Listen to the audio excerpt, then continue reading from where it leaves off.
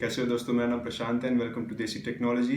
Last week मेरे channel के 1000 subscribers complete हो गए हैं और लास्ट ईयर मैंने सेम टाइम पे शायद अपना चैनल स्टार्ट किया था, तो 1 ईयर भी कंप्लीट हो चुका है। तो it marks my 1 year long journey on YouTube. तो दोस्तों, ये वीडियो में मैं आपको अपने नए गेमिंग पीसी के बारे में बताऊंगा। मैंने ये पीसी अप्रॉक्स 1,20,000 में खरीदा है। जैसा कि आप देख सकते हैं, मैंने सारा पार्ट्स खरीद चुका हूँ। मदरबोर्ड के लिए मैंने चूज किया है Asus का B250F गेमिंग मदरबोर्ड है ये, और कोर i5 7500 प्रोसेसर है। इसके बाद मैंने रैम के लिए मैंने 8x2 डुअल चैनल जी स्किल का रैम खरीदा है, ये 8GB रैम है।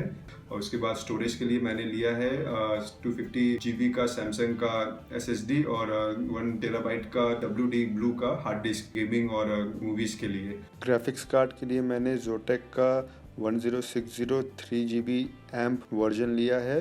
उसके बाद पावर सप्लाई के लिए मैंने चूज किया है सीसोनिक का 520 वॉट पावर सप्लाई। ये इसका केबल्स काफ़ी अच्छे हैं और स्लीव्ड केबल्स हैं। और उसके बाद मॉनिटर में मैंने चूज किया है LG का 29 इंच अल्ट्रा वाइड, जो कि मैंने अमेजन से खरीदा था अराउंड 21,000 रुपीज़। और उसके बाद एट लास्ट मेरा कैबिनेट NZXT का है, NZXT S340 मॉडल, जो कि आप देख सकते हैं इसमें टेम्पर्ड ग्लास साइड में है। तो आइए स्टार्ट करते हैं।